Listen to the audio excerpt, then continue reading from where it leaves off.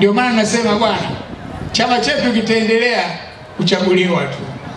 Wakati mwingine ukiyasema haya wanakasirika kweli, wasema mzee yule kwa nini asiende kupumzika? Basi wengine wanasema kafa, wengine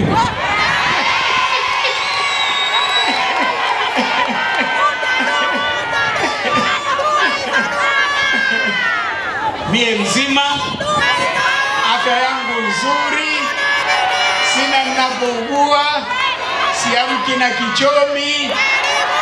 Wananiombea mabaya watatangulia wao, mimi nitakuja ushiriki mazishi.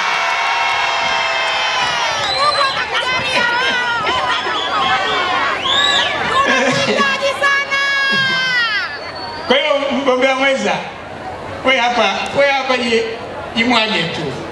Hapa kura za CCM ni za uhakika. Ndugu zangu, kwa nini kwa yote hayo mema tusichague CCM? Tarehe 29 Oktoba tunafanyaje?